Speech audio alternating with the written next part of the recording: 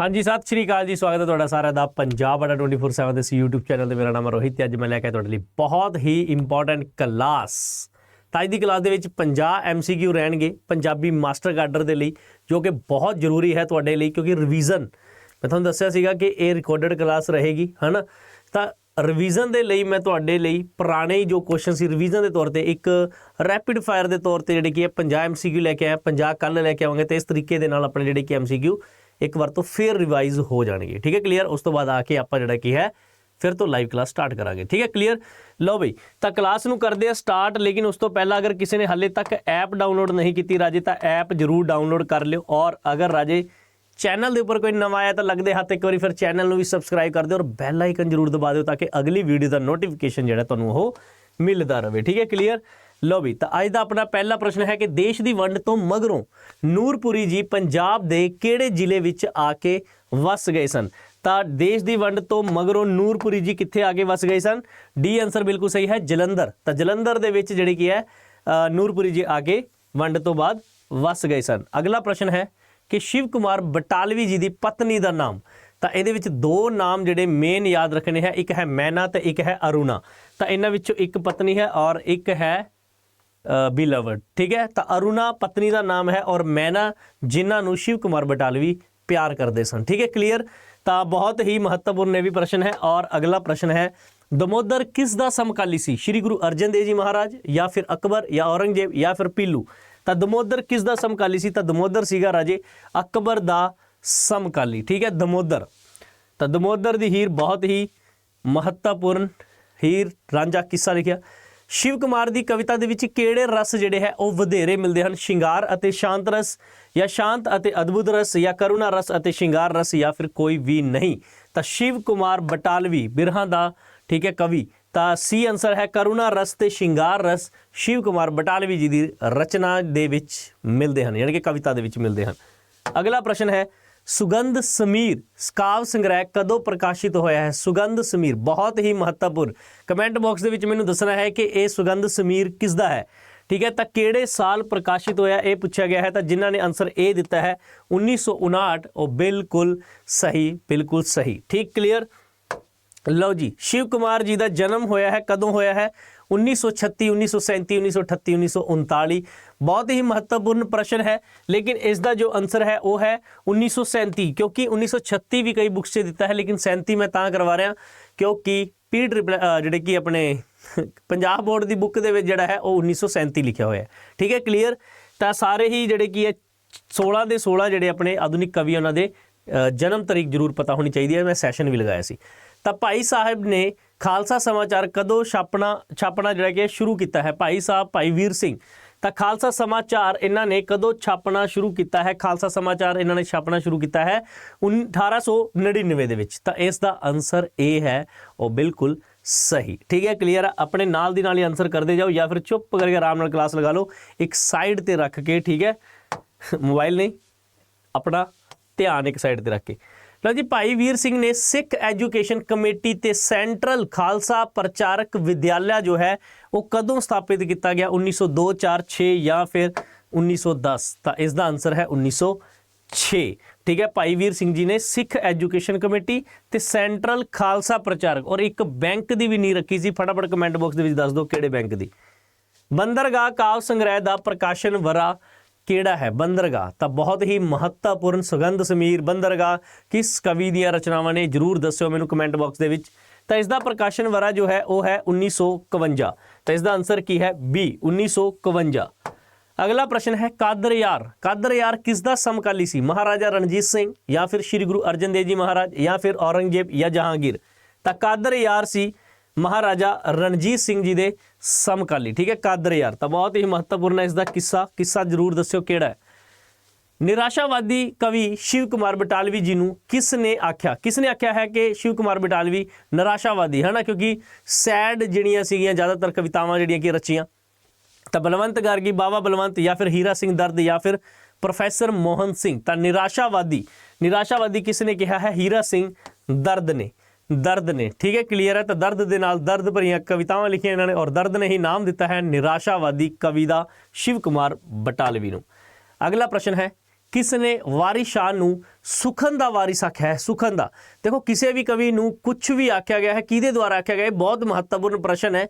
तो हुण जिहड़ी जा रहा मैं घरे, ठीक है, तो मैं इहो जे क्वेश्चन नूं ही जिहड़ा कि एक स्लाइड बनाऊंगा कि किस कवि नूं की आख्या, किस किसने आख्या है। तो ये एक सैशन जिहड़ा कि है बहुत ही महत्वपूर्ण रहेगा इस सैशन, ठीक है, क्लीयर।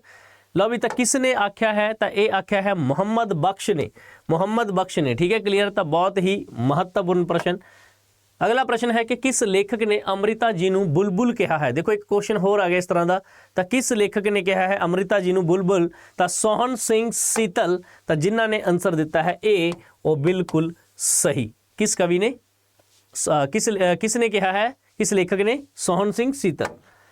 कोरड़ा छंद दे किन्ने चरण हुंदे हन? बहुत ही महत्वपूर्ण प्रश्न है कि कोरड़ा छंद दे किन्ने चरण हुंदे हन? 2, 3, 4 या फिर 5? तो कोरड़ा दे हुंदे हन 4 चरण। तो बहुत ही महत्वपूर्ण चरण, ठीक है, किन्ने? 4। पंजाब स्कूल सिक्ख्या बोर्ड के अनुसार दमोदर के कुल किन्ने बंद हैं? 950, 990, 960 या फिर 970? पंजाब स्कूल सिक्ख्या बोर्ड, क्योंकि अलग अलग जणियां ने अलग अलग दस्या है, तो याद रखना है 960 जो है वो है पंजाब स्कूल सिक्ख्या बोर्ड के अनुसार दमोदर के बंद।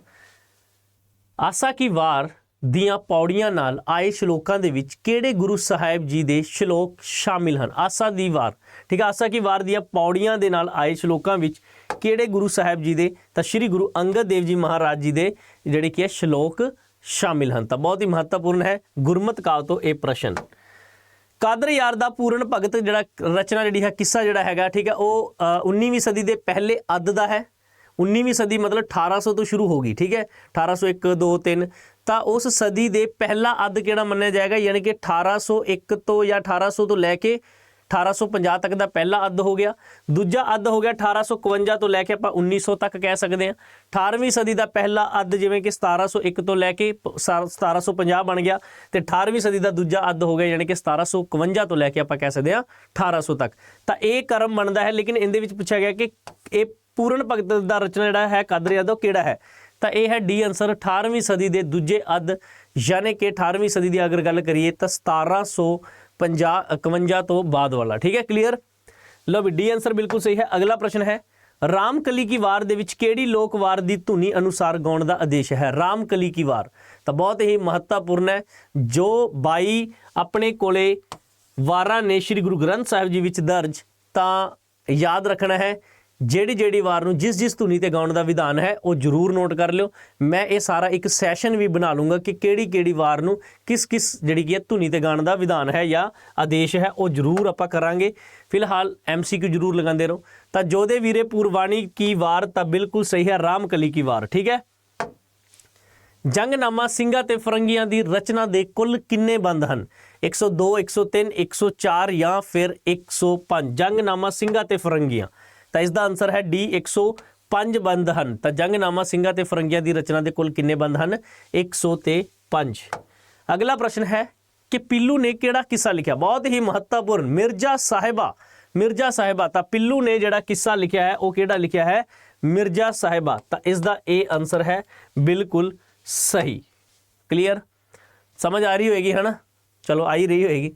दर्द सुनेहे काव्य संग्रह का प्रकाशन वरा केड़ा है? वजह नहीं, वरा, ठीक है, यानी कि साल केड़ा है दर्द सुनेहे काव्य संग्रह का? 1917, 18, 19 या फिर 1920? तो जिन्होंने आंसर दिता है 1919, जिस समय जलियांवाले बाग की घटना है ना, तो दर्द सुनेहे काव्य संग्रह का प्रकाशन साल सी। अगला प्रश्न है शिव कुमार नूं रावी दरिया का लाडला पुत्र कौन आखदा है? तो देखो जिन्ना महान कवि होएगा उन्ने ही उन्होंने नाम मिले हुए हैं, है ना, उन्ने ही टाइटल मिले हुए हैं। तो किसी न किसी ने टाइटल दिते हैं, ये जरूर याद रखना है। तो लाडला पुत्र रावी दरिया का किसने कहा है? तो ये कहा है गुरभजन गिल जी ने, ठीक है, क्लियर।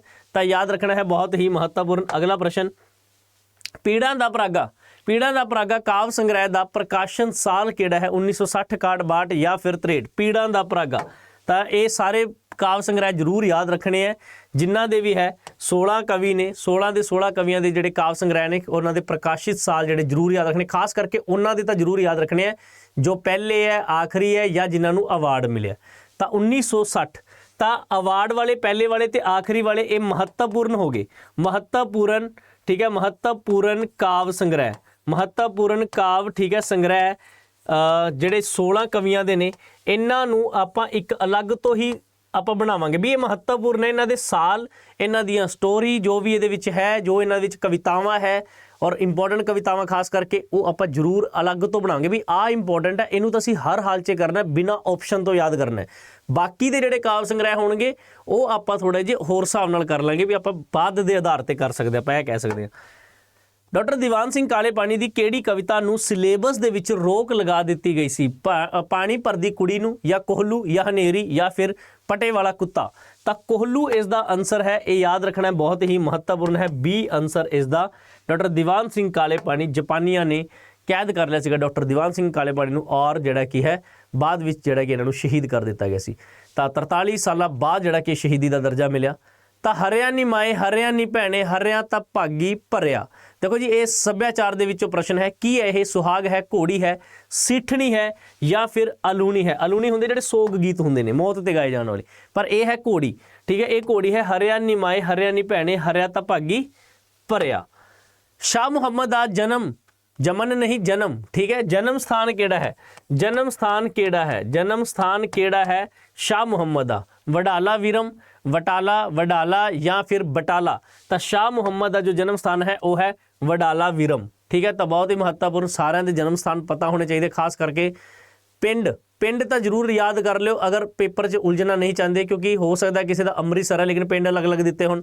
ਠੀਕ ਹੈ, ਤਾਂ ਇੱਥੇ ਥੋੜਾ ਧਿਆਨ ਰੱਖਣਾ ਹੈ। ਅਗਲਾ ਪ੍ਰਸ਼ਨ ਹੈ ਸ਼ਾਹ ਮੁਹੰਮਦ ਦੀ ਰਚਨਾ ਕਿਹੜੀ ਹੈ ਇਹਨਾਂ ਵਿੱਚੋਂ? ਚੰਡੀ ਦੀ ਵਾਰ, ਨਾਦਰ ਸ਼ਾਹ ਦੀ ਵਾਰ, ਜੰਗਨਾਮਾ ਸਿੰਘਾਂ ਤੇ ਫਿਰੰਗੀਆਂ, ਜਾਂ ਫਿਰ ਚੱਠਿਆਂ ਦੀ ਵਾਰ? ਤਾਂ ਸ਼ਾਹ ਮੁਹੰਮਦ ਦੀ ਜਿਹੜੀ ਰਚਨਾ ਹੈ ਉਹ ਹੈ ਜੰਗਨਾਮਾ ਸਿੰਘਾਂ ਤੇ ਫਿਰੰਗੀਆਂ। ਬਹੁਤ ਹੀ ਮਹੱਤਵਪੂਰਨ, ਇਹ ਸੌਖੇ ਕੁਐਸਚਨ ਹੈ ਤੁਹਾਡੇ ਲਈ, ਮੈਨੂੰ ਪਤਾ ਹੈ ਕਿਉਂਕਿ ਤੁਸੀਂ ਯਾਦ ਕੀਤੇ ਔਰ ਚੰਗੀ ਤਰ੍ਹਾਂ ਕਰਵਾਇਆ ਤੁਹਾਨੂੰ। ਅਗਲਾ ਪ੍ਰਸ਼ਨ ਹੈ ਕਿ ਪੰਜਾਬੀ ਕਿੱਸਾ ਵਿੱਚ ਸਭ ਤੋਂ ਵਿਸਥਾਰਮਈ ਕਿੱਸਾ ਕਿਹੜਾ ਹੈ? ਵਿਸਥਾਰਮਈ ਕਿੱਸਾ ਕਿਹੜਾ ਹੈ? ਹੀਰ ਜੋ ਵਾਰਿਸ ਦੇ ਦੁਆਰਾ ਲਿਖੀ ਹੈ, ਸੋਹਣੀ ਜੋ ਫਜ਼ਲ ਸ਼ਾਹ ਦੇ ਦੁਆਰਾ, ਜਾਂ ਸੱਸੀ ਹਾਸ਼ਮ ਦੀ ਲਿਖੀ ਹੋਈ, ਜਾਂ ਫਿਰ ਹੀਰ ਜੋ ਦਮੋਦਰ ਦੀ ਲਿਖੀ ਹੋਈ ਹੈ? ਤਾਂ ਇਹਨਾਂ ਵਿੱਚੋਂ ਵਿਸਥਾਰਮਈ ਜਿਹੜਾ ਕਿੱਸਾ ਹੈ ਉਹ ਕਿਹੜਾ ਹੈ? ਹੀਰ ਜੋ ਹੈ ਵਾਰਿਸ ਦੀ। ਬਹੁਤ ਹੀ ਮਹੱਤਵਪੂਰਨ, ਤਾਂ ਇਹਦੀਆਂ ਬਹੁਤ ਸਾਰੀਆਂ ਰਚਨਾਵਾਂ ਔਰ ਰਚਨਾਵਾਂ ਦੇ ਜਿਹੜੇ ਅੱਗੇ ਅਲੰਕਾਰ ਮਿਲਦੇ ਨੇ, ਇਹ ਬਹੁਤ ਮਹੱਤਵਪੂਰਨ ਪ੍ਰਸ਼ਨ ਬਣ ਜਾਣਗੇ। ਤਾਂ ਆਪਾਂ ਜ਼ਰੂਰ ਕਰਾਂਗੇ ਇਹਨਾਂ ਨੂੰ, ਹੀਰ ਵਾਰਿਸ ਦੀ ਨੂੰ ਪੜ੍ਹਨਾ ਵੀ ਆਪਾਂ ਇੱਕ ਵਾਰ ਸਿਲੇਬਸ ਜਿਹੜਾ ਹੈਗਾ ਉਹ ਨਿਬੇੜ ਦਈਏ, ਫਿਰ ਉਸ ਤੋਂ ਬਾਅਦ ਆਪਾਂ ਇਹਨਾਂ ਕੰਮਾਂ 'ਤੇ ਹੀ ਹਾਂ। ਠੀਕ ਹੈ, ਵਾਰਿਸ ਸ਼ਾਹ ਦਾ ਕਿਹੜਾ ਕਿੱਸਾ ਸਭ ਤੋਂ ਪ੍ਰਸਿੱਧ ਹੋਇਆ ਹੈ? ਵਾਰਿਸ ਸ਼ਾਹ ਦਾ ਪਤਾ ਹੀ ਹੈ, ਹੀਰ ਦਾ ਜਿਹੜਾ ਹੀਰ ਰਾਂਝਾ ਦਾ ਜਿਹੜਾ ਕਿੱਸਾ ਹੈ ਉਹੀ ਇਸ ਦਾ ਸਭ ਤੋਂ ਜ਼ਿਆਦਾ ਜਿਹੜਾ ਕੀ ਹੈ ਪ੍ਰਸਿੱਧ ਹੋਇਆ ਹੈ। ਤਾਂ ਹੀਰ ਰਾਂਝਾ, ਇਹ ਆਨਸਰ ਇੱਥੇ ਬਣ ਜਾਂਦਾ ਹੈ ਆਪਣਾ ਬਿਲਕੁਲ ਸਹੀ ਆਨਸਰ। ਠੀਕ ਹੈ, ਕਲੀਅਰ। ਕਿਹੜੀ ਰਚਨਾ ਦੇ ਲਈ ਸ਼ਿਵ ਕੁਮਾਰ ਬਟਾਲਵੀ ਜੀ ਨੂੰ ਭਾਸ਼ਾ ਵਿਭਾਗ ਦੇ ਵੱਲੋਂ ਪੁਰਸਕਾਰ ਮਿਲਿਆ ਸੀ? ਦੇਖੋ ਕਿਹੜੀ ਰਚਨਾ ਦੇ ਲਈ ਮਿਲਿਆ ਹੈ, ਹੁਣ ਜਿਸ ਵੀ ਰਚਨਾ ਦੇ ਲਈ ਮਿਲਿਆ ਹੈ ਠੀਕ ਹੈ ਉਹ ਬਹੁਤ ਹੀ ਮਹੱਤਵਪੂਰਨ ਬਣ ਜਾਂਦੀ ਹੈ। ਤਾਂ ਇੱਥੇ ਆਨਸਰ ਹੈ ਆਟੇ ਦੀਆਂ ਚਿੜੀਆਂ। ਆਟੇ ਦੀਆਂ ਚਿੜੀਆਂ ਬਹੁਤ ਹੀ ਮਹੱਤਵਪੂਰਨ, ਹਾਲਾਂਕਿ ਸਾਰੀਆਂ ਹੀ ਸ਼ਿਵ ਕੁਮਾਰ ਬਟਾਲਵੀ ਦੀਆਂ ਹਨ। ਤਾਂ ਬਹੁਤ ਹੀ ਮਹੱਤਵਪੂਰਨ ਪ੍ਰਸ਼ਨ। ਠੀਕ ਹੈ, ਕਲੀਅਰ। ਲਓ ਵੀ ਅੱਗੇ ਚੱਲਦੇ ਹਾਂ। ਕੋਰੜਾ ਦਾ ਕੋਸ਼ਗਤ ਜਾਂ ਸ਼ਾਬਦਿਕ ਅਰਥ ਕੀ ਹੈ? ਕੋਰੜਾ, ਕਰੋੜ, ਕਰੜਾ, ਕਰਾੜ ਜਾਂ ਚਾਬੁਕ? ਤਾਂ ਦੇਖੋ ਬਹੁਤ ਹੀ ਮਹੱਤਵਪੂਰਨ, ਕਈਆਂ ਨੂੰ ਲੱਗਦਾ ਹੈ ਸ਼ਾਇਦ ਕੋਰੜਾ ਦੇ ਨਾਲ ਮਿਲਦੇ ਜੁਲਦੇ ਇਹਨਾਂ 'ਚੋਂ ਕੋਈ ਆਨਸਰ ਹੋਏਗਾ, ਪਰ ਜਦ ਕਿ ਆਨਸਰ ਕੀ ਹੈ? ਚਾਬੁਕ, ਡੀ। ਤਾਂ ਕੋਰੜਾ ਛੰਦ ਬਹੁਤ ਹੀ ਮਹੱਤਵਪੂਰਨ। ਠੀਕ ਹੈ, ਕਲੀਅਰ ਹੈ। ਅਗਲਾ ਪ੍ਰਸ਼ਨ ਹੈ ਕਿ ਵਿਆਹ ਦੇ ਵਿੱਚ ਛੰਦ ਕਿਸ ਨੂੰ ਸੁਣਾਏ ਜਾਂਦੇ ਹਨ? ਤਾਂ ਵਿਆਹ ਦੇ ਵਿੱਚ ਛੰਦ ਕਿਸ ਨੂੰ ਸੁਣਾਏ ਜਾਂਦੇ ਹਨ? ਭਾਬੀਆਂ ਨੂੰ, ਸਾਲੀਆਂ ਨੂੰ, ਮਾਮੀਆਂ ਨੂੰ, ਚਾਚੀਆਂ ਨੂੰ? ਦੇਖੋ ਮਾਮੀਆਂ, ਚਾਚੀਆਂ, ਭਾਬੀਆਂ ਔਖਾ ਹੀ ਹੈ ਹਨਾ, ਇਹਨਾਂ ਨੂੰ ਸੁਣਾ ਦਾਂਗੇ ਤਾਂ ਔਖਾ ਹੋ ਜਾਏਗਾ। ਤਾਂ ਇੱਥੇ ਆਨਸਰ ਕੀ ਬਣ ਜਾਏਗਾ? ਬੀ। ਆਨਸਰ ਕੀ ਬਣੇਗਾ? ਬੀ, ਸਾਲੀਆਂ ਨੂੰ। ਠੀਕ ਹੈ, ਤਾਂ ਜਿਨ੍ਹਾਂ ਨੇ ਬੀ ਆਨਸਰ ਦਿੱਤਾ ਹੈ ਗੁੱਡ। ਬਾਬਾ ਬਲਵੰਤ ਦੇ ਮਾਤਾ ਪਿਤਾ ਜੀ ਕੌਣ ਸਨ? ਤਾਂ ਮਾਤਾ ਪਿਤਾ ਦਾ ਨਾਮ ਕੀ ਹੈ? ਤਾਂ ਜਿੰਨੇ ਵੀ 16 ਆਪਣੇ ਆਧੁਨਿਕ ਕਵੀ ਨੇ ਸਭ ਦੇ ਹੀ ਮਾਤਾ ਪਿਤਾ ਦਾ ਨਾਮ ਪਤਾ ਹੋਣਾ ਚਾਹੀਦਾ। ਅਗਰ ਕਿਸੇ ਦਾ ਪਾਲਣ ਪੋਸ਼ਣ ਕਿਸੇ ਹੋਰ ਮਾਤਾ ਪਿਤਾ ਨੇ ਕੀਤਾ ਹੈ ਤਾਂ ਉਹ ਵੀ ਪਤਾ ਹੋਣਾ ਚਾਹੀਦਾ ਹੈ। ਤਾਂ ਦਿਆਲ ਸਿੰਘ ਸੁਮਿਤਰਾ ਦੇਵੀ, ਜਾਂ ਦੀਨਾਨਾਥ ਗਿਆਨ ਦੇਵੀ, ਜਾਂ ਨਾਥ ਸਿੰਘ ਹਰਮੇਸ਼ ਕੌਰ, ਜਾਂ ਦੀਨ ਬੰਧੂ ਪਰਸੀਨੀ ਦੇਵੀ? ਦੇਖੋ ਇੱਥੇ ਇੱਕ ਚੀਜ਼ ਬਹੁਤ ਹੀ ਇੰਪੋਰਟੈਂਟ ਹੈ ਕਿ ਜਦੋਂ ਕੋਈ ਇਹੋ ਜਿਹਾ ਨਾਮ ਆ ਜਾਏ ਕਿ ਯਾਰ ਆਹ ਤਾਂ ਪਤਾ ਹੀ ਹੈ, ਤਾਂ ਮਾਤਾ ਪਿਤਾ ਕਿਸੇ ਦਾ ਨਾਮ ਹੈ ਹੀ ਨਹੀਂ, ਅਸੀਂ ਸੁਣਿਆ ਹੀ ਨਹੀਂ ਹੈ, ਫਿਰ ਤਾਂ ਬੜਾ ਸੌਖਾ ਹੋ ਜਾਂਦਾ। ਪਰ ਜੇ ਚਾਰੇ ਦੇ ਚਾਰੇ ਹੀ ਰਾਈਟਰ ਦੇ ਮਾਤਾ ਪਿਤਾ ਦੇ ਨਾਮ ਦੇਤੇ ਫਿਰ ਕੁਐਸਚਨ ਕਰਨਾ ਔਖਾ ਹੋ ਜਾਂਦਾ ਹੈ। ਪਰ ਇੱਥੇ ਜਿਹੜਾ ਹੈ ਦੀਨਾਨਾਥ ਗਿਆਨ ਦੇਵੀ ਆਨਸਰ ਜੋ ਤੁਸੀਂ ਦਿੱਤਾ ਹੈ ਉਹ ਬਿਲਕੁਲ ਸਹੀ। ਠੀਕ ਹੈ, ਮੈਨੂੰ ਪਤਾ ਤੁਸੀਂ ਸਹੀ ਦਿੱਤਾ ਹੋਏਗਾ, ਇਸੇ ਲਈ ਮੈਂ ਬੋਲ ਦਿੱਤਾ ਹੈ, ਤਾਂ ਖੈਰ ਰਿਕਾਰਡਡ। ਕਿਹੜਾ ਇਹਨਾਂ ਦੇ ਵਿੱਚੋਂ ਡਿਊਡ ਛੰਦ ਦਾ ਰੂਪ ਨਹੀਂ ਹੈ? ਦੁਭੰਗੀ, ਫਮਨੀਸ਼, ਮਦਨਹਰ ਜਾਂ ਅਪਭੰਗ? ਕਿਹੜਾ ਇਹਨਾਂ ਵਿੱਚੋਂ ਡਿਊਡ ਛੰਦ ਦਾ ਰੂਪ ਨਹੀਂ ਹੈ? ਬਹੁਤ ਹੀ ਮਹੱਤਵਪੂਰਨ। ਜਿੰਨੇ ਵੀ ਇਹ ਛੰਦ ਨੇ ਅਗਰ ਇਹਨਾਂ ਦੇ ਹੋਰ ਵੀ ਅੱਗੇ ਰੂਪ ਨੇ ਤਾਂ ਉਹ ਇੱਕ ਅਲੱਗ ਤੋਂ ਹੀ ਸੈਸ਼ਨ ਬਣ ਜਾਏਗਾ, ਔਰ ਸੈਸ਼ਨ ਦਾ ਜੋ ਵੀ ਨਾਮ ਦਿੱਤਾ ਜਾਏਗਾ, ਜਿਵੇਂ ਮਹੱਤਵਪੂਰਨ ਛੰਦ ਅਤੇ ਉਹਨਾਂ ਦੇ ਰੂਪ, ਇਸ ਤਰ੍ਹਾਂ ਦਾ ਨਾਮ ਕੋਈ ਦੇਵਾਂਗੇ ਆਪਾਂ। ਤਾਂ ਇਹ ਸੈਸ਼ਨ ਤੁਹਾਡੇ ਲਈ ਬਹੁਤ ਇੰਪੋਰਟੈਂਟ ਬਣਨਗੇ, ਠੀਕ ਹੈ। ਹੁਣ ਦੀਵਾਲੀ ਤੋਂ ਬਾਅਦ ਆਪਣੇ ਸੈਸ਼ਨ ਹੀ ਆਣੇ ਹੈ, ਤਾਂ ਇਹੋ ਜਿਹੇ ਸੈਸ਼ਨ 1 ਜਾਂ 2 ਤੁਹਾਨੂੰ ਡੇਲੀ ਦਊਂ ਕਰੂੰਗਾ ਮੈਂ, ਤਾਂ ਕਿ ਤੁਸੀਂ ਜਿਹੜਾ ਕੀ ਹੈ ਉਹ ਸਾਰੇ ਸੈਸ਼ਨ ਤੋਂ ਆਪਣੇ ਚੰਗੀ ਤਰ੍ਹਾਂ ਬਾਰ ਚਾਰਟ ਬਣਾ ਸਕੋ, ਠੀਕ ਹੈ। ਲਓ ਵੀ ਜਿਨ੍ਹਾਂ ਨੇ ਡੀ ਕਿਹਾ ਹੈ ਅਪਭੰਗ, ਉਹ ਬਿਲਕੁਲ ਸਹੀ ਹੈ ਕਿ ਇਹ ਨਹੀਂ ਹੈ। ਬਾਕੀ ਸਾਰੇ ਮਦਨਹਰ, ਫਮਨੀਸ਼ ਤੇ ਦੁਭੰਗੀ, ਇਹ ਤਿੰਨੋਂ ਜਿਹੜੇ ਕੀ ਹੈ ਡਿਊਡ ਛੰਦ ਦੇ ਰੂਪ ਨੇ। ਪ੍ਰੋਫੈਸਰ ਪੂਰਨ ਸਿੰਘ ਜੀ ਨੇ ਸਿੱਖੀ ਦੁਬਾਰਾ ਕਦੋਂ ਗ੍ਰਹਿਣ ਕੀਤੀ? ਪ੍ਰੋਫੈਸਰ ਪੂਰਨ ਸਿੰਘ ਜੀ ਨੇ, ਤਾਂ ਬਹੁਤ ਹੀ ਮਹੱਤਵਪੂਰਨ, ਠੀਕ ਹੈ, ਬਹੁਤ ਹੀ ਮਹੱਤਵਪੂਰਨ ਪ੍ਰੋਫੈਸਰ ਪੂਰਨ, ਠੀਕ। ਔਰ ਪ੍ਰੋਫੈਸਰ ਪੂਰਨ ਸਿੰਘ ਜੀ ਨੂੰ ਖੁੱਲੀ ਕਵਿਤਾ ਦਾ ਜਿਹੜਾ ਕੀ ਹੈ ਮੋਢੀ ਕਿਹਾ ਜਾਂਦਾ ਹੈ। ਤਾਂ ਜਿਨ੍ਹਾਂ ਨੇ ਕਿਹਾ ਹੈ 1913, ਉਹ ਬਿਲਕੁਲ ਸਹੀ ਹੈ। ਸੀ ਆਨਸਰ ਬਿਲਕੁਲ ਸਹੀ, ਵੈਰੀ ਗੁੱਡ, ਬਹੁਤ ਵਧੀਆ, ਵਧੀਆ ਕੀਤਾ ਹੋਊਗਾ ਤੁਸੀਂ ਤਾਂ ਹੀ ਵੈਰੀ ਗੁੱਡ ਕਹਿਤਾ ਮੈਂ ਪਹਿਲੇ ਹੀ। ਲਓ ਵੀ ਅਸਾਂ ਦਾ ਜੋਬਨ ਰੁੱਤੇ ਮਰਨਾ, ਅਸਾਂ ਦਾ ਜੋਬਨ ਰੁੱਤੇ ਮਰਨਾ ਇਹ ਕਵਿਤਾ ਜੋ ਹੈ ਉਹ ਕਿਹੜੇ ਕਾਵ ਸੰਗ੍ਰਹਿ ਦੇ ਵਿੱਚ ਸ਼ਾਮਿਲ ਹੈ? ਮੈਨੂੰ ਵਿਦਾ ਕਰੋ, ਪੀੜਾਂ ਦਾ ਪਰਾਗਾ, ਲਾਜਵੰਤੀ ਜਾਂ ਫਿਰ ਅਲਵਿਦਾ। ਤਾਂ ਇਹ ਹੈ ਰਾਜੇ ਕਿਸ ਦੇ ਵਿੱਚ? ਏ, ਯਾਨੀ ਕਿ ਮੈਨੂੰ ਵਿਦਾ ਕਰੋ ਕਾਵ ਸੰਗ੍ਰਹਿ ਦੇ ਵਿੱਚ ਦਰਜ ਹੈ ਅਸਾਂ ਤਾਂ ਜੋਬਨ ਰੁੱਤੇ ਮਰਨਾ। ਤਾਂ ਦੇਖੋ ਇਹ ਕਾਵ ਸੰਗ੍ਰਹਿ ਦੇ ਵਿੱਚ ਕਿਹੜੀ ਕਵਿਤਾ ਜਾਂ ਇਹ ਕਵਿਤਾ ਕਿਹੜੇ ਕਾਵ ਸੰਗ੍ਰਹਿ ਦੇ ਵਿੱਚ ਦਰਜ ਹੈ? ਇਹ ਬਹੁਤ ਮਹੱਤਵਪੂਰਨ ਪ੍ਰਸ਼ਨ ਹੈ। 16 ਦੇ 16 ਕਵੀਆਂ ਦੇ ਬਾਰੇ ਆਹ ਚੀਜ਼ ਤੁਹਾਨੂੰ ਪਤਾ ਹੋਣਾ ਚਾਹੀਦਾ, ਕਿਉਂਕਿ ਇੱਥੋਂ ਪ੍ਰਸ਼ਨ ਬਣ ਕੇ ਆਉਂਦੇ ਨੇ। ਕਿਸ ਰਚਨਾ ਦੇ ਵਿੱਚ ਪੰਜਾਬੀ ਸੱਭਿਆਚਾਰ ਵਧੇਰੇ ਰੂਪਮਾਨ ਹੈ? ਠੀਕ ਹੈ, ਪੰਜਾਬੀ ਸੱਭਿਆਚਾਰ, ਠੀਕ ਹੈ, ਸੱਭਿਆਚਾਰ ਵਧੇਰੇ ਰੂਪਮਾਨ ਹੋਇਆ ਹੈ, ਤਾਂ ਬਹੁਤ ਹੀ ਮਹੱਤਵਪੂਰਨ ਔਰ ਉਹ ਹੈ ਹੀਰ ਵਾਰਿਸ ਦੀ, ਹੀਰ ਵਾਰਿਸ ਦੀ। ਤਾਂ ਸੀ ਆਨਸਰ ਇਸ ਦਾ ਹੈ ਬਿਲਕੁਲ ਸਹੀ। ਇਹ ਕੁਐਸਚਨ ਨਾ ਬਹੁਤ ਇੰਪੋਰਟੈਂਟ ਹੈ, ਬਹੁਤ ਵਾਰੀ ਦੇਖਿਆ ਮੈਂ, ਕੱਲੇ ਮਾਸਟਰ ਕਾਡਰ 'ਚ ਹੀ ਨਹੀਂ, ਅਲੱਗ ਐਗਜ਼ਾਮ ਦੇ ਵਿੱਚ ਵੀ ਮੈਂ ਇਸ ਕੁਐਸਚਨ ਨੂੰ ਦੇਖਿਆ ਹੈ, ਬਹੁਤ ਇੰਪੋਰਟੈਂਟ ਹੈ, ਧਿਆਨ ਰੱਖਣਾ ਹੈ। ਲਓ ਜੀ ਆ ਗਿਆ ਇੱਕ ਹੋਰ ਮਹੱਤਵਪੂਰਨ ਸੱਭਿਆਚਾਰ ਨਾਲ ਪ੍ਰਸ਼ਨ ਸੰਬੰਧਿਤ, ਸੱਭਿਆਚਾਰ ਨਾਲ ਸੰਬੰਧਿਤ ਪ੍ਰਸ਼ਨ। ਸੱਗੀ ਫੁੱਲ ਹੈ ਕੀ ਹੈ? ਇੱਕ ਫੁੱਲ ਹੈ ਜਾਂ ਇੱਕ ਚਿੱਤਰ ਹੈ ਜਾਂ ਕੋਈ ਫੁਲਕਾਰੀ ਦਾ ਅੰਗ ਹੈ ਜਾਂ ਫਿਰ ਇੱਕ ਗਹਿਣਾ ਹੈ? ਤਾਂ ਸੱਗੀ ਫੁੱਲ ਇੱਕ ਗਹਿਣਾ ਹੈ, ਇਸ ਦਾ ਆਨਸਰ ਡੀ ਬਣ ਜਾਏਗਾ, ਠੀਕ ਹੈ। ਸਿਰ ਤੇ ਕਹਿ ਲਓ ਜਾਂ ਮੱਥੇ ਤੇ ਕਹਿ ਲਓ, ਇੱਥੇ ਜੇ ਲਗਾਉਣ ਵਾਲਾ ਜਿਹੜਾ ਹੁੰਦਾ ਹੈ ਨਾ, ਤਾਂ 2 ਇੱਥੇ ਛੋਟੇ ਛੋਟੇ ਵੀ ਹੁੰਦੇ ਨੇ, ਕੁੜੀਆਂ ਲਗਾਉਂਦੀਆਂ। ਤਾਂ ਸੱਗੀ ਫੁੱਲ ਇੱਕ ਕੀ ਹੈ? ਗਹਿਣਾ ਹੈ। ਤਾਂ ਡੀ ਆਨਸਰ ਇਸ ਦਾ ਬਿਲਕੁਲ ਸਹੀ ਆਨਸਰ ਹੈ। ਔਰ ਆਦਿ ਗ੍ਰੰਥ ਦੇ ਵਿੱਚ ਕਿੰਨੀਆਂ ਵਾਰਾਂ ਸ਼ਾਮਿਲ ਹਨ? ਆਦਿ ਗ੍ਰੰਥ ਦੇ ਵਿੱਚ ਕਿੰਨੀਆਂ ਵਾਰਾਂ ਸ਼ਾਮਿਲ ਹਨ? 21, 22, 23 ਜਾਂ ਫਿਰ 24? ਤਾਂ ਆਦਿ ਗ੍ਰੰਥ ਦੇ ਵਿੱਚ ਕਿੰਨੀਆਂ ਸ਼ਾਮਿਲ ਹਨ? 22। ਤਾਂ 21 ਜੋ ਹੈ, 21 ਜੋ ਵਾਰਾਂ ਹਨ ਗੁਰੂ ਸਾਹਿਬਾਨਾਂ ਦੇ ਨਾਲ ਸਨ ਸੰਬੰਧਿਤ, ਔਰ ਇੱਕ ਵਾਰ ਜੋ ਹੈ ਸੱਤਾ ਤੇ ਬਲਵੰਡ ਦੀ, ਯਾਦ ਰੱਖਣਾ ਬਹੁਤ ਹੀ ਮਹੱਤਵਪੂਰਨ। ਸਿਰਖੰਡੀ ਛੰਦ ਦੇ ਵਿੱਚ ਕਿੰਨੀਆਂ ਮਾਤਰਾਵਾਂ ਤੇ ਵਿਸ਼ਰਾਮ ਹੁੰਦਾ? ਲਓ ਜੀ ਬਹੁਤ ਮਹੱਤਵਪੂਰਨ। ਦੇਖੋ ਸਿਰਖੰਡੀ ਛੰਦ ਤੇ ਨਿਸ਼ਾਨੀ ਛੰਦ ਦੇ ਬਾਰੇ ਜ਼ਰੂਰ ਪੜ੍ਹ ਕੇ ਜਾਇਓ। ਇਹ 2 ਛੰਦਾਂ ਦੇ ਬਾਰੇ ਕੁਛ ਨਾ ਕੁਛ ਕੁਐਸਚਨ ਦਾ ਪੱਕਾ ਤੁਹਾਨੂੰ ਪੇਪਰ 'ਚ ਮਿਲੇਗਾ। 9 11 ਜਾਂ 12 9 ਜਾਂ 11 9 ਜਾਂ ਫਿਰ 9 12 ਤੇ, ਯਾਨੀ ਕਿ ਪਹਿਲਾ ਵਿਸ਼ਰਾਮ 9 ਤੇ ਦੂਜਾ 11 ਤੇ, ਜਾਂ ਪਹਿਲਾ 12 ਤੇ ਦੂਜਾ 9 ਤੇ, ਜਾਂ ਪਹਿਲਾ 11 ਤੇ ਦੂਜਾ 9 ਤੇ, ਜਾਂ ਫਿਰ 9 ਤੇ ਪਹਿਲਾ ਤੇ 12 ਤੇ ਦੂਜਾ। ਇਸ ਦਾ ਆਨਸਰ ਹੈ ਬੀ, ਪਹਿਲਾ 12 ਤੇ ਫਿਰ 9 ਤੇ, 12 9, ਠੀਕ ਹੈ। 12 9 ਯਾਦ ਰੱਖਣਾ। ਸਿਰਖੰਡੀ, ਸਿਰਖੰਡੀ, ਠੀਕ ਹੈ। ਸਿਰਖੰਡੀ ਛੰਦ ਦੇ ਵਿੱਚ ਕਿੰਨੀਆਂ ਮਾਤਰਾਵਾਂ ਤੇ ਵਿਸ਼ਰਾਮ ਹੁੰਦਾ? 12 ਤੇ 9 ਤੇ।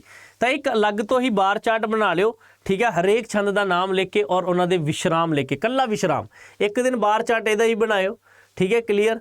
ਭਾਈ ਵੀਰ ਸਿੰਘ ਜੀ ਨੇ ਮਹਾਕਾਵਿ ਦੀ ਰਚਨਾ ਕਦੋਂ ਕੀਤੀ ਹੈ? ਤਾਂ 1905 ਇਸ ਦਾ ਆਨਸਰ ਜੋ ਹੈ ਉਹ ਬਿਲਕੁਲ ਸਹੀ ਹੈ। 1905 ਦੇ ਵਿੱਚ ਮਹਾਕਾਵਿ ਦੀ ਰਚਨਾ ਕੀਤੀ ਸੀ ਭਾਈ ਵੀਰ ਸਿੰਘ ਜੀ ਨੇ। ਲਓ ਜੀ ਅਗਲਾ ਪ੍ਰਸ਼ਨ ਹੈ ਕਿ ਸ਼ਿਵ ਕੁਮਾਰ ਬਟਾਲਵੀ ਜੀ ਦਾ ਗੀਤ ਜਾਂਚ ਮੈਨੂੰ ਆ ਗਈ ਗਮ ਖਾਨ ਦੀ, ਇਹ ਕਿਹੜੀ ਪੰਜਾਬੀ ਫਿਲਮ ਦੇ ਵਿੱਚ ਸ਼ਾਮਿਲ ਕੀਤਾ ਗਿਆ ਹੈ? ਅੱਜ ਦਿਨ ਚੜਿਆ, ਤੇਰੇ ਰੰਗ ਵਰਗਾ, ਜਾਂ ਇੱਕ ਕੁੜੀ ਜਿਹਦਾ ਨਾਮ ਮੁਹੱਬਤ, ਜਾਂ ਉਪਰੋਕਤ ਦੋਨੋਂ? ਤਾਂ ਇਸ ਦਾ ਆਨਸਰ ਬਣਦਾ ਹੈ ਸੀ, ਕਿਉਂਕਿ ਇਹ ਦੋਨੋਂ ਹੀ ਫਿਲਮਾਂ ਦੇ ਵਿੱਚ ਗਾਇਆ ਗਿਆ ਗੀਤ ਹੈ, ਠੀਕ ਹੈ। ਮੈਨੂੰ ਆ ਗਈ ਗਮ ਖਾਨ ਦੀ, ਠੀਕ ਹੈ। ਗੀਤ ਹੈ ਜਾਂਚ ਮੈਨੂੰ ਆ ਗਈ ਗਮ ਖਾਨ ਦੀ, ਠੀਕ ਹੈ, ਕਲੀਅਰ। ਲਓ ਵੀ ਅਗਲਾ ਪ੍ਰਸ਼ਨ ਹੈ ਕਿ ਅੰਮ੍ਰਿਤਾ ਪ੍ਰੀਤਮ ਜੀ ਦਾ ਪਹਿਲਾ ਜੋ ਕਾਵ ਸੰਗ੍ਰਹਿ ਹੈ ਉਹ ਕਿਹੜਾ ਸੀ? ਤਾਂ ਅੰਮੜੀ ਦਾ ਵੇੜਾ, ਅੰਮ੍ਰਿਤ ਕਿਰਨਾ, ਲੋਕ ਪੀੜਾ ਜਾਂ ਠੰਡੀਆਂ ਕਿਰਨਾ? ਤਾਂ ਇਸ ਦਾ ਜਿਹੜਾ ਸਹੀ ਆਨਸਰ ਬਣਦਾ ਹੈ ਉਹ ਹੈ ਠੰਡੀਆਂ ਕਿਰਨਾ। ਇਹ ਅੰਮ੍ਰਿਤਾ ਪ੍ਰੀਤਮ ਦਾ ਜ਼ਰੂਰ ਯਾਦ ਰੱਖ ਲਿਓ, ਪਹਿਲਾ ਕਾਵ ਸੰਗ੍ਰਹਿ ਹੈ ਠੰਡੀਆਂ ਕਿਰਨਾ। ਤਾਂ ਡੀ ਆਨਸਰ ਬਿਲਕੁਲ ਸਹੀ ਹੈ। ਅਗਲਾ ਪ੍ਰਸ਼ਨ ਹੈ ਸੁਰਜੀਤ ਪਾਤਰ ਦੀਆਂ ਕਿਰਿਆਵਾਂ ਦੇ ਵਿੱਚ ਇਹਨਾਂ ਵਿੱਚੋਂ ਕੀ ਵਧੇਰੇ ਹੈ? ਕੀ ਵਧੇਰੇ ਹੈ? ਅਧਿਆਤਮਵਾਦ ਹੈ, ਬਦਲਵੇਂ ਅਨੁਭਵ ਹੈ, ਰਹੱਸਵਾਦ ਹੈ ਜਾਂ ਯਥਾਰਥਵਾਦ ਹੈ? ਸੁਰਜੀਤ ਤਾਂ ਬਹੁਤ ਹੀ ਮਹੱਤਵਪੂਰਨ ਹੈ। ਔਰ ਇਹ ਜੋ ਵੀ ਇਸ ਤਰ੍ਹਾਂ ਦਾ ਕੁਐਸਚਨ ਹੋਏਗਾ ਨਾ, ਸਾਰੇ ਕਵੀਆਂ ਦੇ ਬਾਰੇ ਪਤਾ ਹੋਣਾ ਚਾਹੀਦਾ ਕਿ ਉਹਦਾ ਜੋ ਨੇਚਰ ਹੈ ਉਹ ਕਿਸ ਤਰ੍ਹਾਂ ਦਾ ਹੈ। ਤਾਂ ਯਥਾਰਥਵਾਦ ਹੈ ਸੁਰਜੀਤ ਪਾਤਰ ਦੀਆਂ ਕਿਰਿਆਵਾਂ ਵਿੱਚ ਵਧੇਰੇ, ਯਥਾਰਥਵਾਦ ਮਤਲਬ ਸੱਚਾਈ। ਤਾਂ ਡੀ ਆਨਸਰ ਬਿਲਕੁਲ ਸਹੀ ਹੈ।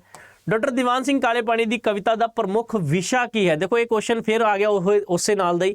ਤਾਂ ਇਸ ਤਰ੍ਹਾਂ ਦੇ ਕੁਐਸਚਨ ਬਹੁਤ ਮਿਲਣਗੇ ਤੁਹਾਨੂੰ, ਔਰ ਇਹ ਉਹ ਕੁਐਸਚਨ ਹੈ ਜਿਹੜੇ ਬੱਚੇ ਨੂੰ ਉਲਝਾਉਂਦੇ ਨੇ, ਠੀਕ ਹੈ। ਤਾਂ ਜ਼ਰੂਰ ਯਾਦ ਰੱਖਣਾ, ਧਰਮ ਬਾਰੇ, ਵਹਿਮ ਭਰਮ ਬਾਰੇ, ਅੰਗਰੇਜ਼ ਵਿਰੋਧ ਜਾਂ ਫਿਰ ਉਪਰੋਕਤ ਸਾਰੇ। ਤਾਂ ਡਾਕਟਰ ਦੀਵਾਨ ਸਿੰਘ ਜੀ ਨੇ ਉਪਰੋਕਤ ਸਾਰੇ ਵਿਸ਼ਿਆਂ ਦੇ ਬਾਰੇ ਹੀ ਜਿਹੜੀ ਕੀ ਹੈ ਆਪਣੇ ਵਿਸ਼ੇ ਬਣਾਏ ਆ ਕਵਿਤਾਵਾਂ ਦੇ ਵਿੱਚ। ਠੀਕ, ਬਾਵਾ ਬਲਵੰਤ ਨੇ ਪੰਜਾਬੀ ਦੇ ਵਿੱਚ ਕਵਿਤਾ ਲਿਖਣੀ ਕਦੋਂ ਆਰੰਭ ਕੀਤੀ? ਪੰਜਾਬੀ ਦੇ ਵਿੱਚ। ਇਸ ਤੋਂ ਪਹਿਲਾਂ ਕਿਸ ਭਾਸ਼ਾ ਦੇ ਵਿੱਚ ਲਿਖਦੇ ਸੀ ਇਹ ਵੀ ਜ਼ਰੂਰ ਦੱਸਿਓ, ਲੇਕਿਨ ਕਦੋਂ ਸ਼ੁਰੂ ਕੀਤੀ ਹੈ ਬਾਬਾ ਬਲਵੰਤ ਜੀ ਨੇ ਪੰਜਾਬੀ ਦੇ ਵਿੱਚ ਕਵਿਤਾ ਲਿਖਣੀ? ਤਾਂ ਇਹ ਸ਼ੁਰੂ ਕੀਤੀ ਹੈ 1936 ਦੇ ਵਿੱਚ। ਠੀਕ ਹੈ, ਤਾਂ ਡੀ ਆਨਸਰ ਇਸ ਦਾ ਬਣ ਜਾਂਦਾ ਹੈ ਬਿਲਕੁਲ ਸਹੀ।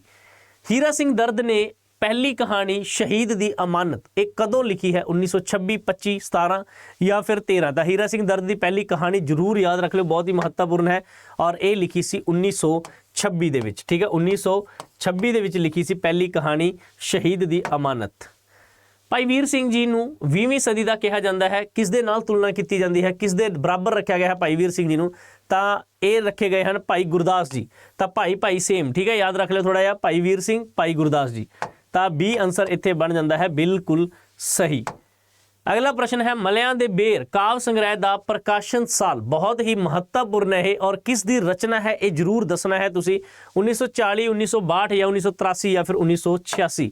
ਤਾਂ ਇਸ ਦਾ ਪ੍ਰਕਾਸ਼ਨ ਸਾਲ ਜਿਹੜਾ ਹੈ ਉਹ ਹੈ 1986। ਤਾਂ ਬਹੁਤ ਹੀ ਮਹੱਤਵਪੂਰਨ, ਤਾਂ ਇਹ ਜ਼ਰੂਰ ਦੱਸਣਾ ਹੈ ਕਿ ਕਿਹੜਾ ਰਾਈਟਰ ਹੈ। ਠੀਕ ਹੈ, ਲੇਖਕ ਯਾਨੀ ਕਿ ਕਵੀ ਕਿਹੜਾ ਹੈ।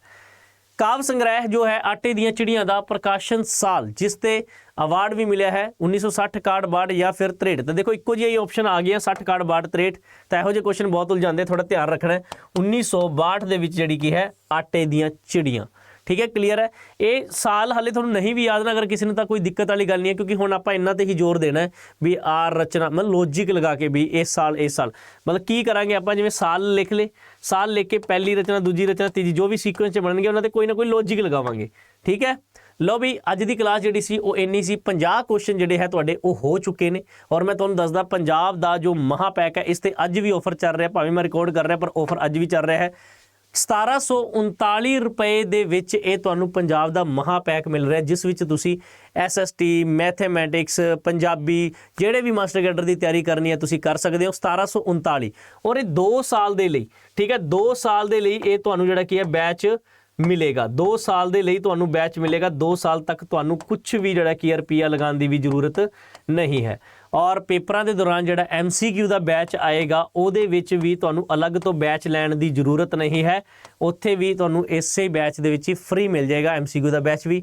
ਔਰ ਇਸ ਤੋਂ ਬਿਨਾ ਅਗਰ ਰਾਜੇ ਤੁਸੀਂ ਕਿਸੇ ਹੋਰ ਐਗਜ਼ਾਮ ਦੀ, ਕੋਈ ਚੰਡੀਗੜ੍ਹ ਦਾ ਐਗਜ਼ਾਮ ਹੈ ਜਾਂ ਫਿਰ ਪੰਜਾਬ ਦਾ ਕੋਈ ਐਗਜ਼ਾਮ ਹੈ, ਤਾਂ ਇਹਨਾਂ ਦੇ ਐਗਜ਼ਾਮ ਦੇ ਲਈ ਅਗਰ ਤੁਸੀਂ ਤਿਆਰੀ ਕਰਨਾ ਚਾਹੁੰਦੇ ਹੋ, ਜਿਵੇਂ ਪਟਵਾਰੀ ਹੋ ਗਿਆ ਜਾਂ ਫਿਰ ਕੋਈ ਪੰਜਾਬ ਪੁਲਿਸ ਦਾ ਐਗਜ਼ਾਮ ਹੋ ਗਿਆ ਜਾਂ ਕੋਈ ਟੈਟ ਦਾ ਐਗਜ਼ਾਮ ਆ ਗਿਆ, ਕੋਈ ਤੁਹਾਡਾ ਭਰਾ ਹੈ ਭੈਣ ਹੈ ਹਨਾ, ਕਿਸੇ ਵੀ ਐਗਜ਼ਾਮ ਦੀ ਤਿਆਰੀ ਕਰਨੀ ਹੈ ਤਾਂ ਉਹਦੇ ਲਈ ਵੀ ਤੁਹਾਨੂੰ ਅਲੱਗ ਤੋਂ ਬੈਚ ਲੈਣ ਦੀ ਜ਼ਰੂਰਤ ਨਹੀਂ, ਇਸੇ ਬੈਚ ਦੇ ਵਿੱਚ ਹੀ ਮਿਲ ਜਾਏਗਾ। ਲੇਕਿਨ ਡਿਸਕਾਊਂਟ ਦੇ ਲਈ ਇੱਕ ਕੂਪਨ ਕੋਡ ਚਾਹੀਦਾ ਹੋਏਗਾ ਔਰ ਉਹ ਕੂਪਨ ਕੋਡ ਕਿਹੜਾ ਹੈ? Y591। Y591 ਜਦੋਂ ਵੀ ਤੁਸੀਂ ਇਹ ਮਹਾਪੈਕ ਲਓ Y591 ਦਾ ਜ਼ਰੂਰ ਧਿਆਨ ਰੱਖਿਓ, ਕਿਉਂਕਿ ਮੇਰੀ ਮੈਂਟਰਸ਼ਿਪ ਦੇ ਵਿੱਚ ਜੁੜਨ ਲਈ Y591 ਹੈ, ਨਹੀਂ ਤਾਂ ਮੇਰੀਆਂ ਸਿਰਫ ਕਲਾਸਿਸ ਹੀ ਮਿਲਣਗੀਆਂ। ਨੋਟਸ ਵਗੈਰਾ ਉਦੋਂ ਹੀ ਮਿਲ ਪਾਣਗੇ ਜਦੋਂ ਤੁਸੀਂ Y591 ਲਗਾ ਕੇ ਮੇਰੇ ਵਾਲੇ ਗਰੁੱਪ 'ਚ ਆ ਜਾਓਗੇ। ਠੀਕ ਹੈ, ਤਾਂ ਉੱਥੇ ਮੈਨੂੰ ਪਤਾ ਹੁੰਦਾ ਵੀ ਆਹ ਬੱਚੇ ਮੇਰੇ ਕੋਲ ਪੜ੍ਹ ਰਹੇ, ਫਿਰ ਉਸ ਹਿਸਾਬ ਨਾਲ ਜਿਹੜਾ ਕਿ ਆਪਾਂ ਲਿੰਕ ਬਣਾ ਲਾਂਗੇ। ਪਰ ਜੇ ਕਿਸੇ ਨੇ Y591 ਹਾਲੇ ਤੱਕ ਕੋਡ ਨਹੀਂ ਵੀ ਲਗਾਇਆ ਤਾਂ ਕੋਈ ਦਿੱਕਤ ਵਾਲੀ ਗੱਲ ਨਹੀਂ ਹੈ, ਤੁਹਾਨੂੰ ਆਲਰੇਡੀ ਮੈਂ ਐਡ ਕਰ ਲਿਆ ਹੈ। ਠੀਕ ਹੈ, ਕਲੀਅਰ। ਲੇਕਿਨ ਜਿਹੜੇ ਬੱਚੇ ਹੁਣ ਤੋਂ ਲੈਣਗੇ ਉਹ ਥੋੜਾ ਯਾਦ ਰੱਖਣ, ਧਿਆਨ ਰੱਖਣ ਕਿ Y591 ਹੀ ਲਗਾਉਣਾ ਹੈ। ਇੱਕ ਵਾਰੀ ਮੈਂ ਓਪਨ ਕਰਕੇ ਦਿਖਾ ਦਿੰਦਾ ਇਹ ਜਿਹੜਾ ਬੈਚ ਹੈ ਮਿਲਦਾ ਕਿਵੇਂ ਹੈ। ਕਰਨਾ ਕੀ ਹੈ ਰਾਜੇ, ਅੱਡਾ 24/7 ਤੇ ਜਾਣਾ ਹੈ, ਜੋ ਵੀ ਤੁਹਾਡੇ ਕੋਲ ਲੈਪਟਾਪ ਹੈ। ਠੀਕ ਹੈ, ਜੇ ਮੋਬਾਈਲ ਹੈ ਤਾਂ ਮੋਬਾਈਲ ਤੇ ਤਾਂ ਐਪ ਡਾਊਨਲੋਡ ਕਰ ਲੈਣੀ ਹੈ, ਪਹਿਲੇ ਹੀ ਲਿੰਕ ਤੇ ਕਰਨਾ ਹੈ ਕਲਿੱਕ। ਔਰ ਇੱਕ ਗੱਲ ਯਾਦ ਰੱਖਣਾ ਹੈ, ਅਗਰ ਲੈਪਟਾਪ ਤੇ ਚਲਾਣਾ ਹੈ ਜਾਂ ਮੋਬਾਈਲ ਤੇ ਚਲਾਣਾ ਹੈ, ਈਮੇਲ ID ਜਿਹੜੀ ਭਰੋਗੇ ਉਹੀ ਦੋਨੋਂ ਤੇ ਸੇਮ ਹੋਣੀ ਚਾਹੀਦੀ ਹੈ। ਠੀਕ ਹੈ, ਜਾਂ ਮੰਨ ਲਓ ਕਿਸੇ ਨੇ ਵੀ ਬੈਚ ਲੈ ਲਿਆ, ਤੁਹਾਡੇ ਭੈਣ ਭਰਾ ਨੇ, ਕਿਸੇ ਨੇ ਹੋਰ ਨੇ ਪੇ ਕੀਤਾ ਹੈ, ਆਪਦੇ ਮੋਬਾਈਲ ਤੋਂ ਲੈ ਲਿਆ, ਤਾਂ ਬਸ ਜੋ ਈਮੇਲ ID ਤੋਂ ਲਿਆ ਸੀ ਉਹ ਈਮੇਲ ID ਤੋਂ ਹੀ ਦੂਸਰੇ ਮੋਬਾਈਲ 'ਚ ਚੱਲੇਗੀ। ਸਟੇਟ ਐਗਜ਼ਾਮ ਫਿਰ ਪੰਜਾਬ ਹੈ, ਪੰਜਾਬ ਦੇ ਵਿੱਚ ਜਿਹੜਾ ਕੀ ਹੈ ਆ ਰਿਹਾ ਪੰਜਾਬ ਦਾ ਮਹਾਪੈਕ।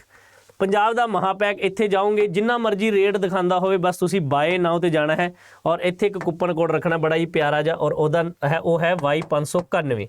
ਠੀਕ ਹੈ, ਜਿਵੇਂ Y591 ਲਗਾਓਗੇ, ਅਪਲਾਈ ਕਰੋਗੇ ਤਾਂ 1825 ਇੱਥੇ ਜ਼ਰੂਰ ਸ਼ੋ ਕਰ ਰਿਹਾ 2 ਸਾਲ ਦੇ ਲਈ 12+12, ਪਰ ਅਸਲ ਦੇ ਵਿੱਚ ਐਪ ਦੇ ਉੱਪਰ 1739 ਦਾ ਮਿਲੇਗਾ। ਠੀਕ ਹੈ, ਕਲੀਅਰ ਹੈ। ਇੰਗਲਿਸ਼ ਦਾ ਜਿਹੜਾ 25ਵਾਂ ਜਿਹੜਾ ਅੱਖਰ ਹੈ, ਠੀਕ ਹੈ, ਉਹ ਹੈ Y, ਉਸ ਤੋਂ ਬਾਅਦ Z ਹੈ ਨਾ, Y। ਤਾਂ Y ਉਸ ਤੋਂ ਬਾਅਦ 59 ਤੇ 1, Y591 ਇਹ ਆਪਣਾ ਕੋਡ ਹੈ ਡਿਸਕਾਊਂਟ ਦੇ ਲਈ, ਮੈਕਸਿਮਮ ਡਿਸਕਾਊਂਟ। ਠੀਕ ਹੈ, ਕਲੀਅਰ ਹੈ। ਤਾਂ ਉਮੀਦ ਕਰਦਾ ਹਾਂ ਰਾਜੇ ਤੁਹਾਨੂੰ ਅੱਜ ਦੀ ਕਲਾਸ ਪਸੰਦ ਆਈ ਹੋਏਗੀ। ਤਾਂ 24-25 ਮਿੰਟ ਹੋ ਚੁੱਕੇ ਆ ਕਲਾਸ ਚੱਲਦੀ ਨੂੰ ਔਰ 50 ਕੁਐਸਚਨ ਆਪਾਂ ਕਰ ਲਏ ਹੈ। ਕੱਲ ਨੂੰ ਫਿਰ ਇਸੇ ਟਾਈਮ 9 ਵਜੇ ਆਪਣੀ ਕਲਾਸ ਆਏਗੀ, ਉਸ ਦੇ ਵਿੱਚ ਵੀ ਇਸੇ ਤਰੀਕੇ ਦੇ ਨਾਲ 50 ਕੁਐਸਚਨ ਹੋਣਗੇ। ਮੈਂ ਫਿਰ ਕਹਿ ਰਿਹਾ ਰਿਕਾਰਡਡ ਕਲਾਸ, ਅਗਰ ਕੋਈ ਗਲਤੀ ਨਾਲ ਕੋਈ ਕੁਐਸਚਨ ਦਾ ਗਲਤ ਆਨਸਰ ਆ ਗਿਆ ਹੈਗਾ ਤਾਂ ਨੋਟ ਜ਼ਰੂਰ ਕਰ ਲਿਓ ਕਿਹੜਾ ਕੁਐਸਚਨ ਹੈ, ਫਿਰ ਉਸ ਤੋਂ ਬਾਅਦ ਆਪਾਂ ਨੂੰ ਆ ਕੇ ਜਿਹੜਾ ਕੀ ਹੈ ਪਹਿਲਾਂ ਉਹਦਾ ਹੀ ਡਿਸਕਸ਼ਨ ਕਰ ਲਾਂਗੇ ਕਿ ਬਈ ਆਹ ਕੁਐਸਚਨ ਗਲਤ ਹੋਈ ਸੀ ਜਲਦਬਾਜ਼ੀ 'ਚ। ਠੀਕ ਹੈ, ਕਲੀਅਰ? ਤਾਂ ਠੀਕ ਹੈ ਰਾਜੇ, ਅੱਜ ਦੇ ਲਈ ਇੰਨਾ ਹੀ। ਤੁਹਾਡਾ ਸਾਰਿਆਂ ਦਾ ਬਹੁਤ ਬਹੁਤ ਧੰਨਵਾਦ, ਤੇ ਬਸ ਇਸੇ ਤਰੀਕੇ ਨਾਲ ਬਣੇ ਰਿਹਾ ਕਰੋ ਮੇਰੇ ਨਾਲ ਪੰਜਾਬ ਅੱਡਾ 24/7 ਦੇ YouTube ਚੈਨਲ ਤੇ। ਓਕੇ ਰਾਜੇ, thank you, take care, bye, ਸਤਿ ਸ਼੍ਰੀ ਅਕਾਲ ਸਾਰਿਆਂ ਨੂੰ।